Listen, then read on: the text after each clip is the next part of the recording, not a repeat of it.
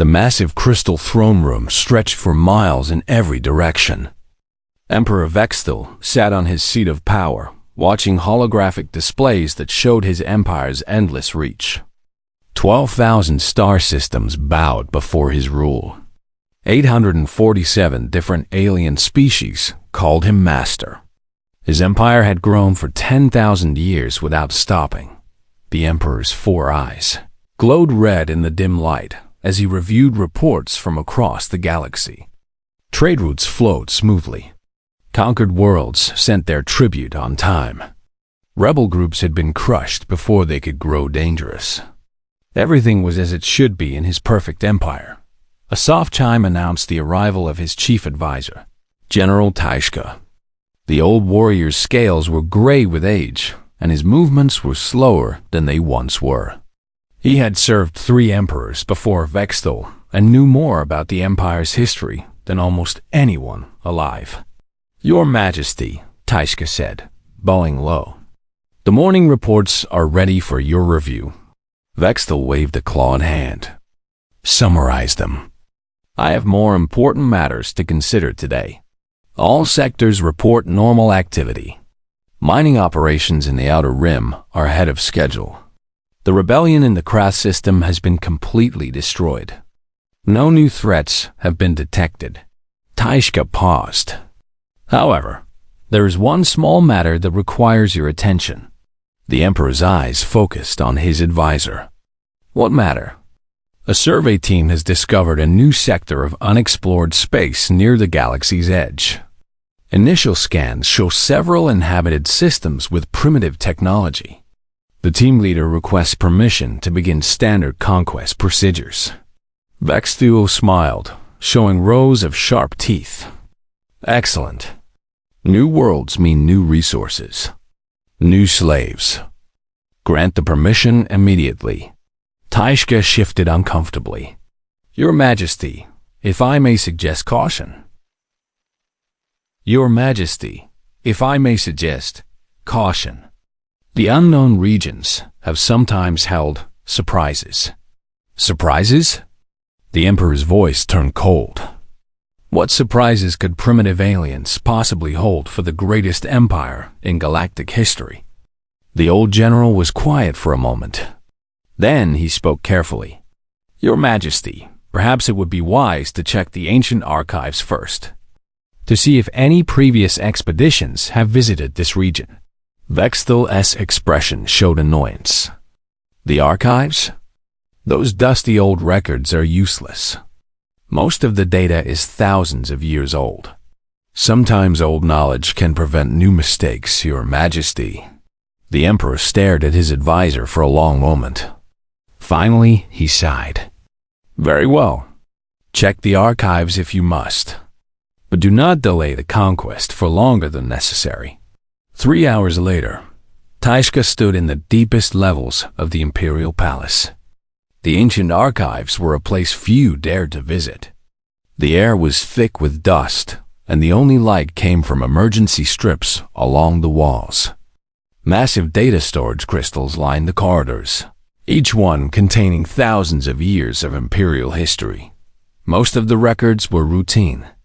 Battle reports, trade agreements, planetary surveys. But buried deep in the classified sections, Taishka found what he was looking for. A single entry marked with the highest danger classification. The file was so old that the crystal housing it was cracked with age. The report was from Commander Zephyr of the 47th Exploration Fleet, dated exactly 2012 years ago. Taishka read the opening lines with growing concern. Expedition Report. Sol System Investigation. Fleet Status. Critical Failure. Survival Rate. 8.3%. Recommendation. Permanent quarantine of all human territories. The general's blood ran cold. He continued reading. We entered the system designated Sol 3 with full fleet strength. 12 heavy cruisers, 48 destroyers, and over 300 support vessels. Initial scans showed a single inhabited planet with primitive nuclear technology. The inhabitants called themselves humans. We followed standard procedure, sent the surrender demand, waited for their government to respond with submission. But these creatures, they did something no species has ever done before. They said no, not just their leaders, all of them. Every single human on their world chose death over slavery. They turned their entire planet into a weapon. They fought with tools we didn't know could be used for fighting. They took our own technology and made it better. They made it deadlier. But the worst part was not their weapons or their technology. The worst part was how they thought. They planned not just to win, but to make us suffer. They wanted us to feel fear. They wanted us to understand what it meant to face an enemy that would never, ever give up. We lost 91% of our fleet to creatures who had just learned to split atoms.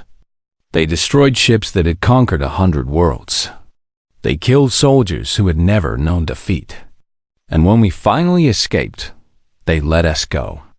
They chose to let us live, not because they couldn't kill us, but because they wanted us to remember. I recommend that this system be marked as forbidden territory. These humans are not just another primitive species. They are something else, something dangerous. They are what happens when evolution creates the perfect predator and then gives it intelligence. The report went on for pages. Technical data about human fighting methods. Psychological profiles showing their unusual mental patterns. Warnings about their ability to adapt and learn during combat.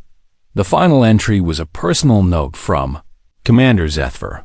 To whoever reads this in the future, stay away from human space. We thought we were conquering another weak species. Instead, we woke up something that should have been left alone. The humans are not like other aliens.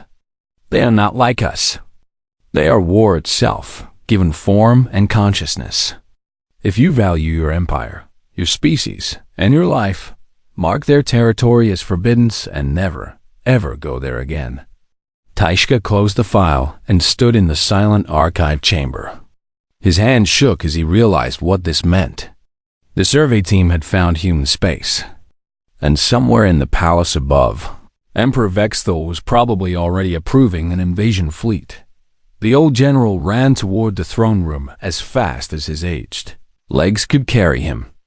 He had to warn the emperor before it was too late. But deep down, he feared that it already was too late. The wheels of imperial conquest were already turning, and nothing could stop them now. Above the palace, stars shone in the night sky. And in one distant corner of the galaxy, something ancient and terrible was about to wake up once again.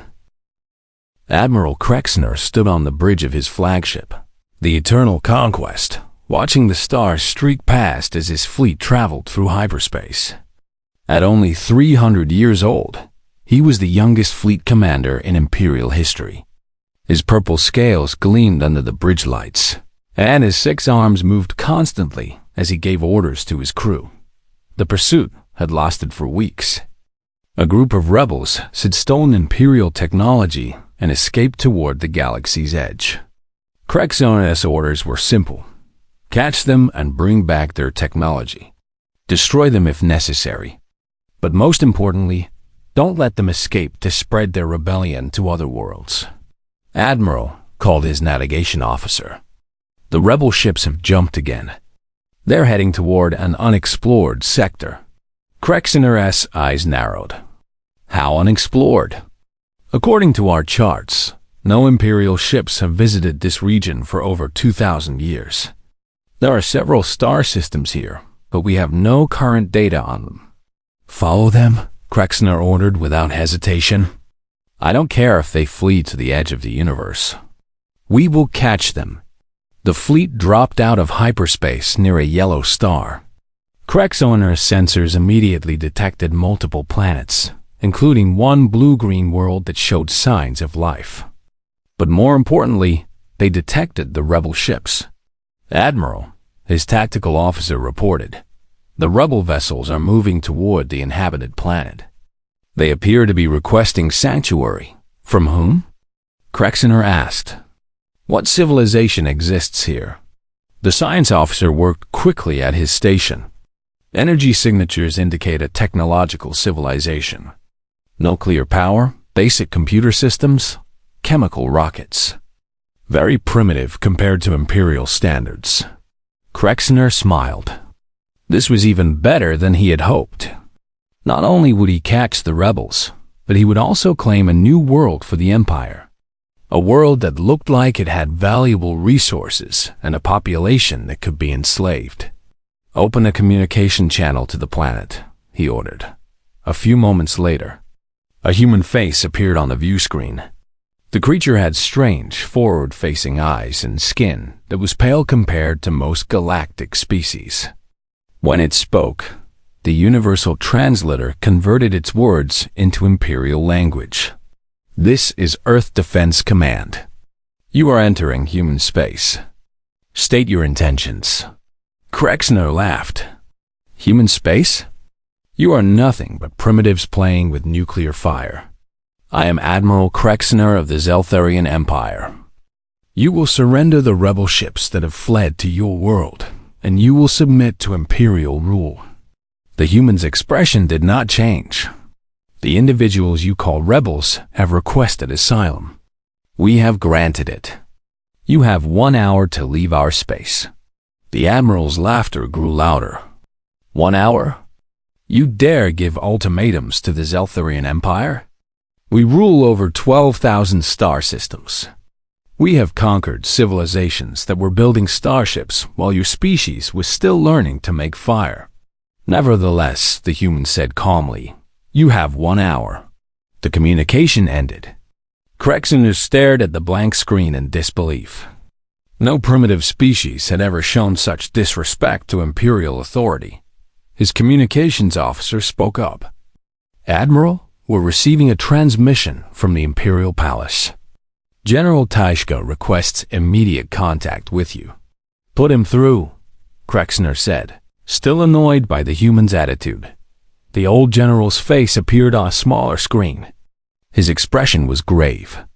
Admiral, you must withdraw from that system immediately. Do not engage the inhabitants under any circumstances. Krexner's anger flared. General, with respect, I cannot allow rebels to escape justice simply because some primitives offer them shelter. You don't understand, Taishka said urgently. I found records in the ancient archives. These humans are dangerous. 2,000 years ago, they destroyed an entire Imperial fleet. 2,000 years ago. Krexner scoffed. General, our technology has advanced beyond recognition since then. What could primitives do against modern Imperial warships? Admiral, please. Withdraw and wait for reinforcements. Don't face them alone. But Krexner's pride was wounded. The idea that he should flee from primitives was insulting. General, I appreciate your concern, but I have 500 warships and 50,000 soldiers. These humans have chemical rockets and nuclear bombs. The mathematics of this situation are simple. Before Taishka could respond, Krexner cut the communication. He turned to his fleet coordination officer. Send a message to all ships. Prepare for planetary invasion. We will show these humans what happens when primitives challenge the Empire. Admiral, his science officer called out. We're detecting unusual activity on the planet's surface. Multiple energy signatures are coming online. Defense systems? Krexner asked. Unknown, sir. The energy patterns don't match any known technology. Krexner waved dismissively. Probably they're primitive nuclear weapons. Our shields can handle anything they might have. But his weapons officer was frowning at his displays. Sir, I'm also detecting movement in the asteroid belt around this system.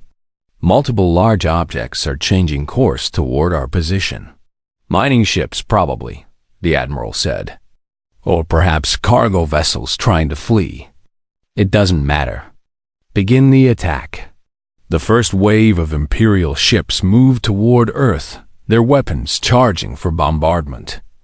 Krexner watched with satisfaction as his superior, Technology prepared to overwhelm another primitive world. But something was wrong. The human ships that rose to meet them were not behaving as expected. Instead of fleeing or clustering together for protection, they spread out in complex patterns. Their movements were too coordinated, too precise for such a primitive species. "Admiral," his tactical officer said with confusion in his voice, "the human vessels are not following standard defensive formations. Their tactics are unusual." "Of course they're unusual," Krexner replied. "They're primitives. They'd probably learned their tactics from entertainment programs." But as the first Imperial ships opened fire, the humans responded in ways that made no sense. Their ships moved like they knew where the Imperial weapons would fire before the shots were even aimed. They avoided attacks that should have been impossible to predict, and then the humans began to fire back. The weapons that struck Krexner's ships were not the primitive nuclear missiles he expected. They were focused energy beams that cut through Imperial shields like they were made of paper. The humans were using technology that shouldn't exist. "How are they doing this?" Krexner demanded as he watched 3 of his destroyers explode in rapid succession. "Unknown, Admiral," his science officer replied with panic in his voice. "Their weapons appear to be adapted from our own technology, but modified in ways our computers cannot understand." For the first time since the battle began, Admiral Krexner felt a cold touch of fear. These were not the primitives he had expected to find. Something was very wrong here. And in the depths of space around him, more human ships were approaching. Ships that his sensors couldn't properly identify. Ships that moved with purpose and intelligence, that spoke of careful planning and preparation. Ships that had been waiting for this moment for a very long time. The human response came exactly 1 hour later, just as they had promised. Admiral Krexner expected either surrender or desperate resistance. What he received instead was a single transmission broadcast across all Imperial communication channels. The same calm human from before appeared on every screen in the fleet. "I am General Sarah Chun, Supreme Commander of Earth Defense Forces. You were warned to leave our space. You chose to ignore that warning. Under the Terran defense protocols established in 2157, your fleet is now considered a hostile invasion force. You have exactly 36 hours to withdraw beyond the edge of our system. After that time, we will consider you to be combatants and will respond accordingly." Krexner stared at the screen in disbelief. 36 hours? You give us an ultimatum? Your primitive world cannot possibly threaten the might of 500 Imperial warships. General Chun's expression did not change. "Admiral, your species has existed for 12 million years. You have built an empire spanning thousands of star systems. Your technology is advanced beyond most civilizations in this galaxy." She paused. "None of that changes the fact that you are now in human space, and we do not welcome conquerors." "You speak as if you have some power here," Krexner said with growing anger. "Your ships are barely capable of spaceflight. Your weapons are chemical explosives and crude energy beams. What possible threat could you pose?" For the first time, something like a smile crossed the human's face. "Admiral, your intelligence about human capabilities appears to be somewhat outdated." The transmission ended. Krexner turned to his tactical officer. "Begin bombardment of their military installations. Show them the price of defying the Empire." The first wave of Imperial ships opened fire on Earth's orbital platforms. Brilliant energy beams lanced down from space, targeting what appeared to be weapon satellites and defense stations. For a moment, it seemed like a normal planetary conquest was beginning. Then everything went wrong. The orbital platforms that the Imperial weapons struck did not explode. Instead, they absorbed the energy and immediately fired it back. But the returning shots were not simple redirected beams. They were focused, amplified, and aimed with impossible precision at the weak points in Imperial ship armor. How did they know where to aim? Krexner's weapons officer asked in confusion as he watched an Imperial destroyer break apart under a single return shot. Before anyone could answer, the human ships began their own attack. But they did not behave like any enemy the Empire had ever faced. Instead of charging forward or staying in defensive positions, they scattered in seemingly random directions. "They're retreating," Krexner said with satisfaction. Their courage failed them when they saw real Imperial firepower. But his tactical officer was studying his screens with growing alarm. "Admiral, they're not retreating. They're surrounding us." It was true. The human ships had spread out in a three-dimensional formation that enclosed the entire Imperial fleet. But the distances were enormous. How could such a primitive species coordinate movements across such vast spaces? "It doesn't matter," Krexner declared. "We still outnumber them 10 to 1. Continue the attack." The Imperial fleet pressed forward toward Earth, expecting the humans to either flee or cluster together for protection. Instead, the human ships began to move in ways that defied military logic. They attacked from unexpected angles, used the system's asteroids as cover, and seemed to predict every Imperial tactical move before it happened. Worse, their weapons were becoming more effective with each exchange. The first human shots had barely scratched Imperial armor. The second wave penetrated shields that should have been impenetrable. By the third exchange, human weapons were cutting through Imperial defenses like they had been designed specifically to counter them. "Sir," his science officer called out urgently, "the human weapons are adapting. Each time they fire, their energy signatures change slightly. It's like they're learning from our defensive responses." Krexner felt the first real touch of fear. Learning? Weapons don't learn. That's impossible. Nevertheless, sir, each shot is more effective than the last. The Admiral turned to his communications officer. "Contact the nearest human vessel.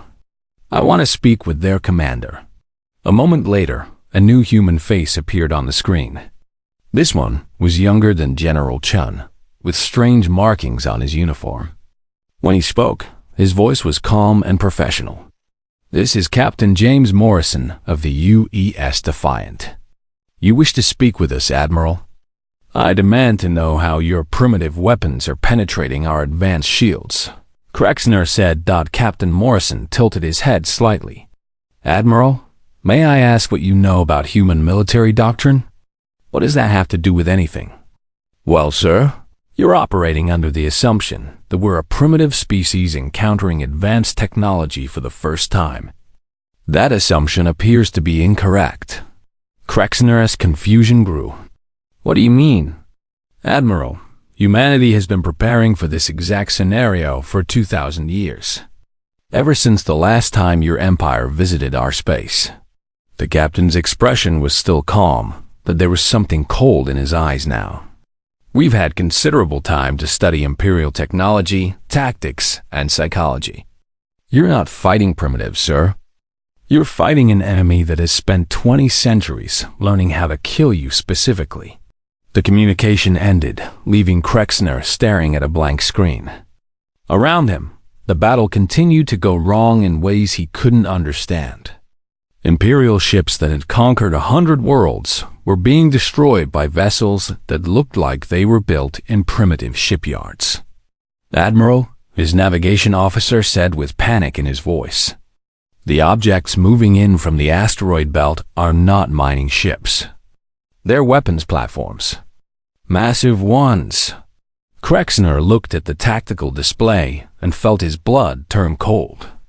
The asteroids he had dismissed as irrelevant were revealing themselves to be camouflage fortresses. Each one was larger than his flagship and bristled with weapons that were powering up. "How many?" he asked quietly. 47 confirmed, sir. Possibly more." The Admiral realized with growing horror that humanity had turned their entire solar system into a trap. The mining operations had been weapons construction. The cargo routes had been military coordination networks. Even the asteroids themselves had been converted into fortress weapons. "Sir," his communications officer said with a shaking voice, "we're receiving another transmission from Earth." General Chun appeared on the screen again. This time, she was not alone. Behind her stood dozens of other humans in military uniforms, all watching the Imperial fleet with expressions of calm determination. "Admiral Krexner," she said, "your 36 hours have now been reduced to 12 hours due to your hostile actions. We suggest you use this time to withdraw your forces and return to Imperial space." Krexner found his voice. "General, how is this possible? Your technology, your coordination, this level of preparation." "Admiral," General Chun replied, "humanity learned long ago that there are only two ways to deal with empires like yours: submit or become something they cannot defeat. We chose the second option." As if to emphasize her point, the weapons platforms hidden in the asteroids began to fire. The beams that struck the Imperial fleet were unlike anything Krexner had seen before. They passed through Imperial shields as if they didn't exist and tore apart hull armor that was supposed to be indestructible. For the first time in his military career, Admiral Krexner understood that he might not win this battle. Worse, he was beginning to suspect that the humans had never intended to fight a battle at all. They had intended to deliver a message, and that message was becoming terrifyingly clear. Admiral Krexner's fleet was dying around him, and he still didn't understand how. The battle had been raging for 6 hours.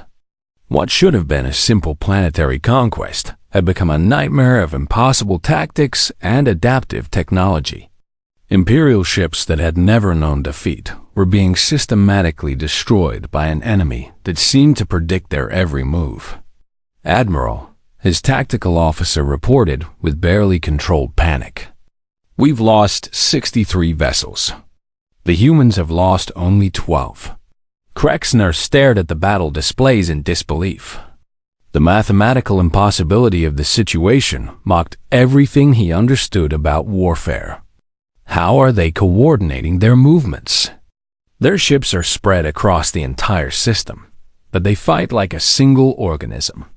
His science officer looked up from his instruments with fear in his eyes. "Sir, I've been analyzing their communication patterns. They're not using standard radio or quantum channels. They're communicating through something else entirely, something we can't detect or intercept. That's impossible. All species use the same basic physics for communication." "Yes, sir. But the humans appear to be using a form of quantum entanglement communication that operates instantaneously across any distance. Our computers can't even understand the theory behind it." Before Krexner could respond, every human ship in the system suddenly changed direction simultaneously. Not gradually, as if they were responding to orders, but instantly, as if they had all decided to move at exactly the same moment. "Admiral," his weapons officer called out, "all human vessels have just targeted our command ship. All of them." Krexner looked at the tactical display and saw something that chilled him to his core. 300 human ships, scattered across millions of kilometers of space, had all turned their weapons toward his flagship at exactly the same instant. The coordination required for such a maneuver was beyond anything in Imperial military doctrine. "Evasive maneuvers," he ordered. "Full defensive shields." But as his ship began to move, the human vessels adjusted their aim to compensate. Not after seeing the movement, but during it, as if they knew where he would go before he decided to go there.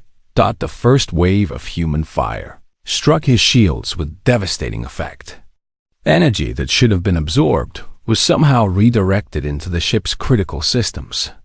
Weapons that should have been harmless to a flagship-class vessel tore through defenses like they had been designed specifically to counter them. "Sir," his chief engineer reported over the communication system, They're not just attacking our ship. They're attacking our ship's weaknesses, targeting points that shouldn't even be known outside of Imperial shipyards. Krexner felt ice forming in his veins. What do you mean? Admiral, these weapons are hitting structural weak points that are classified information. Joint connections between armor plates. Power conduits that are supposed to be hidden. They know exactly how our ships are built. The realization hit Krexner like a physical blow. They've been studying us. For how long? His communication officer answered without being asked. Sir, we're receiving a transmission from the human flagship. It's General Chun again. The human commander appeared on the main screen. Behind her, holographic displays showed detailed technical specifications for every class of Imperial warship. Ship designs, weapon systems, shield frequencies, tactical doctrines. Information that should have been impossible for any outside species to obtain. Admiral, General Chun said calmly, I believe you're beginning to understand your situation. How do you have Imperial military specifications? Krexner demanded. Admiral, for the past 2,000 years, humanity has had one singular focus, understanding the Zeltharian Empire. We've studied every ship design you've produced, every tactical manual you've written, every psychological profile of your military commanders. She gestured to the displays behind her. We know the stress tolerances of your hull materials. We know the power consumption patterns of your shield generators. We know the decision-making processes taught in your military academies. Krexner's mind reeled. How is any of this possible? We have no diplomatic contact with your species.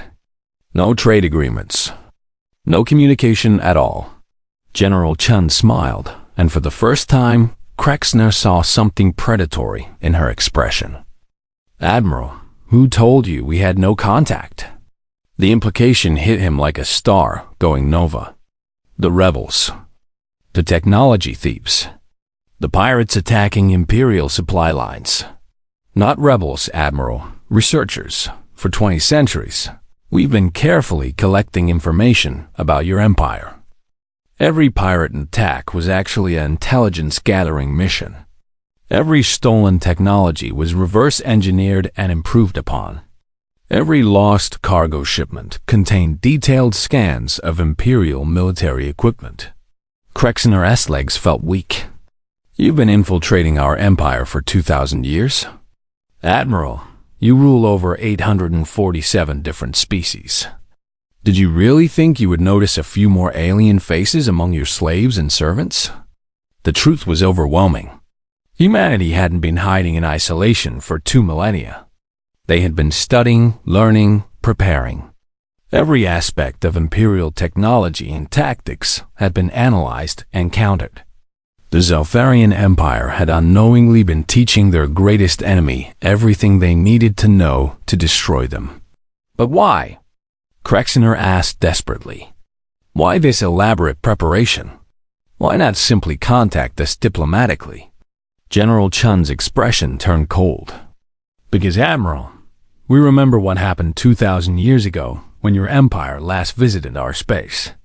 We remember the surrender demands, the slavery, the threats to destroy our world if we didn't submit.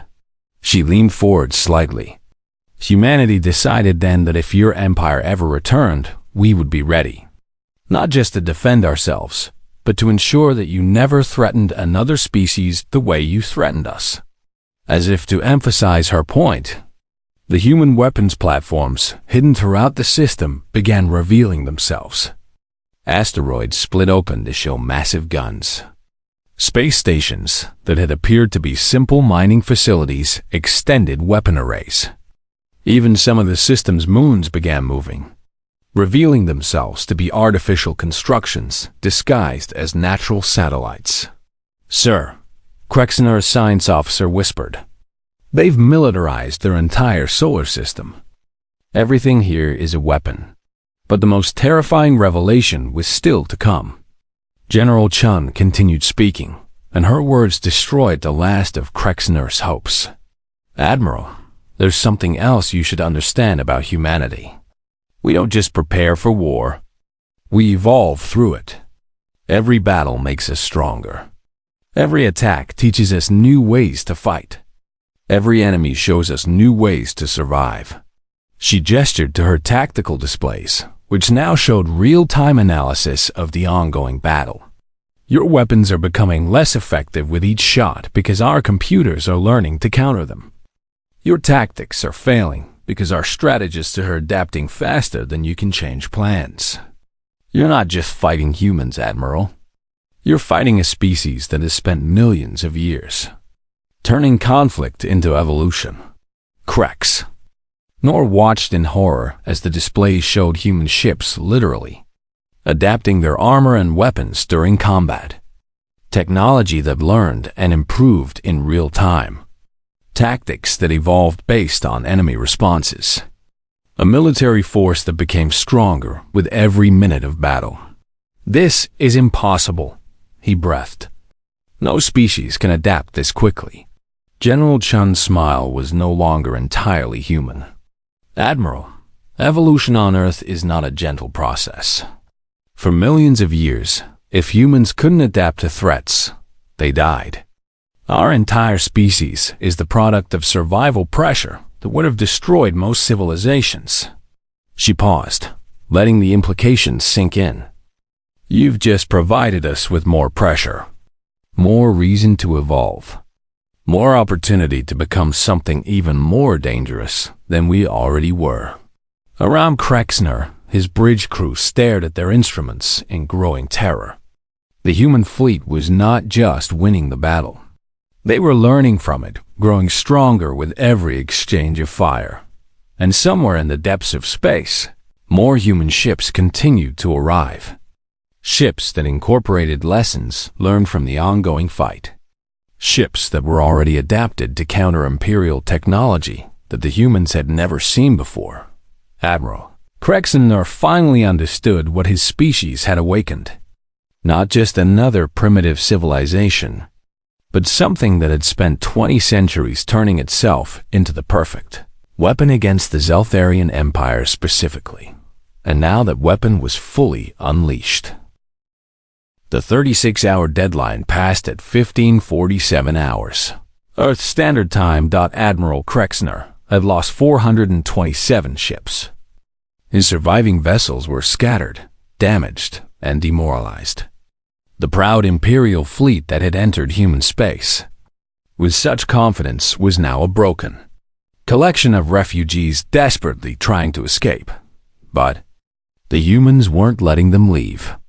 "Admiral," his communications officer reported with a voice hollow from exhaustion, "the human ships are maintaining pursuit formation. They're not trying to destroy us, but they're not letting us retreat either." Krexner stared at the tactical display.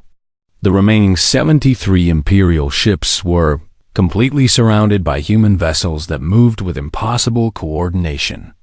But strangely, the humans had stopped firing. They were simply following, watching, waiting. What did they want? He asked no one in particular. His answer came in the form of another transmission from Earth. But this time, it wasn't General Chun who appeared on the screen. It was a human male who looked older, with gray hair and eyes that seemed to hold the weight of centuries. "Admiral Krexner," the human said. "I am Director Marcus Webb, Chairman of the Terran Defense Council. We need to have a conversation." Krexner felt defeat heavy in his chest. "What terms do you offer for our surrender?" Director Webb shook his head. "Admiral, we don't want your surrender. We want your understanding." "I don't understand." "That, Admiral, is precisely the problem." Webb gestured, and the display behind him showed a map of the galaxy. "For 2,000 years, humanity has watched your empire grow. We've seen you conquer species after species. Some fought bravely. Some surrendered immediately. All of them became slaves." The map zoomed in on different regions, showing the spread of Imperial control. You rule through fear and superior technology. You take resources and people and give nothing back. You've built your empire on the assumption that might makes right. Krexner found his voice. That is the natural order. The strong rule the weak. The advanced guide the primitive. No, Admiral, Webb said quietly. That is the choice you made. And humanity has spent 20 centuries preparing to show you that there are consequences to that choice. The display changed, now showing Earth's solar system. But it wasn't the same system Krexner had entered. Hidden installations were revealed everywhere. The asteroid belt was revealed to be a massive weapons platform. Several of the outer planets showed signs of massive industrial facilities. What you see here, Admiral, is not just defense. This is the result of a species that decided it would never be enslaved. Everything you've witnessed, every technological advantage you've encountered, every tactical surprise that destroyed your ships, all of it is the product of a single driving goal. Webb's eyes seemed to look directly into Krexner's soul. We swore that if your empire ever returned to threaten us, we would ensure it never threatened anyone else again. The transmission shifted, and Krexner saw something that made his blood freeze. Human ships were departing Earth's solar system. Not the small fleet that had destroyed his forces, but massive formations that disappeared into hyperspace jumps. Where are they going? Krexner whispered. Admiral, those ships are traveling to every major Imperial system simultaneously. Not to conquer, but to deliver a message. The display showed hyperspace routes leading to Imperial worlds across the galaxy. Hundreds of routes. Thousands of destinations. More human ships than should have been possible. This is impossible, Krexner said desperately. You can't have that many vessels. Your entire species can't number more than a few billion. Director Webb smiled sadly. Admiral, you've been thinking about this situation incorrectly. You've been assuming that humanity is a single-planet species that you happen to encounter. The truth hit Krexner like a physical blow. No. For 20 centuries, Admiral, humans have been spreading throughout the galaxy. Not conquering, not enslaving, but quietly establishing colonies and systems your empire deemed worthless. Dead worlds that we terraformed. Asteroid fields that we turned into habitats. Empty regions of space where we built stations. The galactic map reappeared, and now it showed the true scope of human presence. Not just Earth, but thousands of systems. Millions of habitats. Billions of humans spread across the galaxy in places the Empire had never thought to look. We've been your neighbors for 2,000 years, Admiral.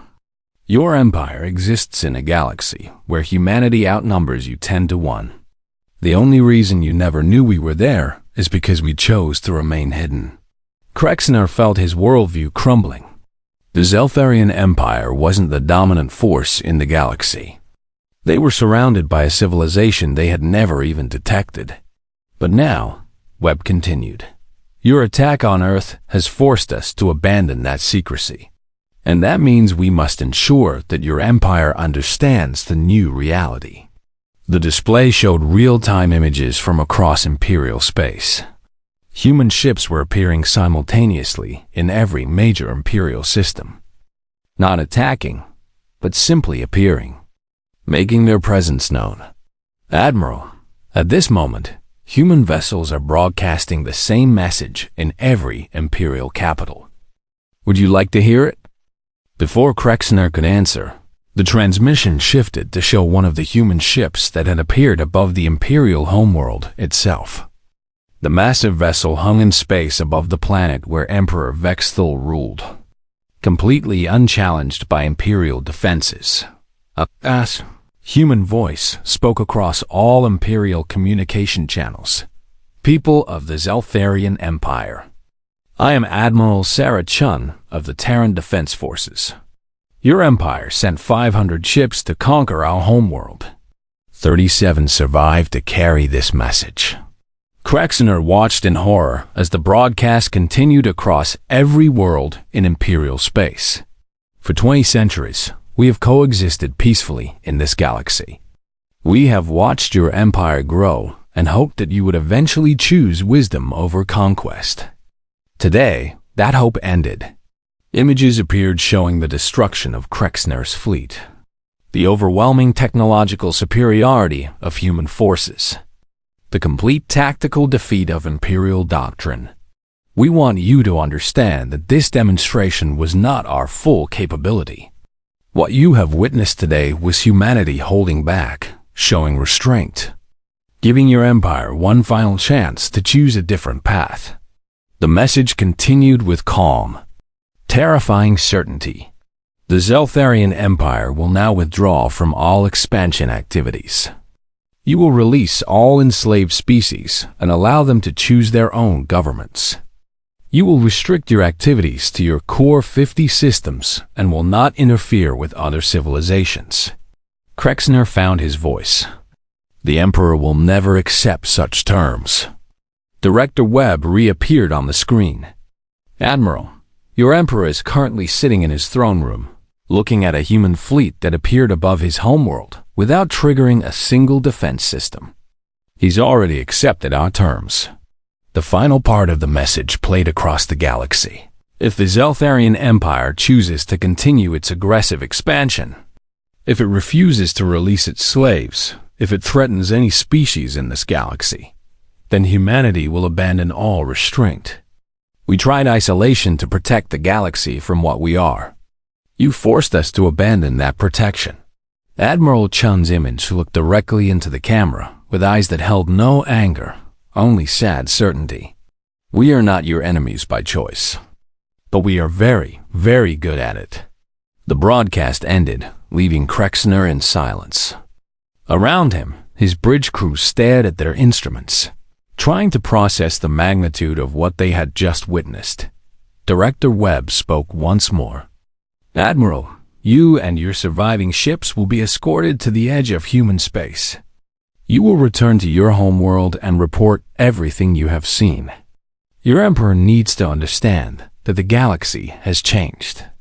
Krexner looked at the tactical display showing his broken fleet surrounded by human ships that had appeared from nowhere. In the distance, Earth continued its peaceful rotation, completely unthreatened despite everything his empire had thrown at it. What are you? He asked quietly. Webb's expression was almost pitying. Admiral, we tried to warn you 2,000 years ago. Commander Zethfer told you exactly what we are in his report. He paused. We are what happens when evolution builds the perfect survivor and then gives it the time and motivation to prepare for war. Hours later, Admiral Krexner's remaining ships limped back toward Imperial space, escorted by human vessels that vanished as soon as they reached the border. Behind them, Earth continued its patient orbit around its yellow star, looking as peaceful and primitive as it had when they first arrived. But now Krexner knew the truth. The galaxy belonged to humanity. It always had. The Zeltharian Empire had simply been too arrogant to notice dot and across the galaxy. On 12,000 Imperial worlds, a new understanding was spreading. The age of conquest was over. The humans were awake, and they would be watching.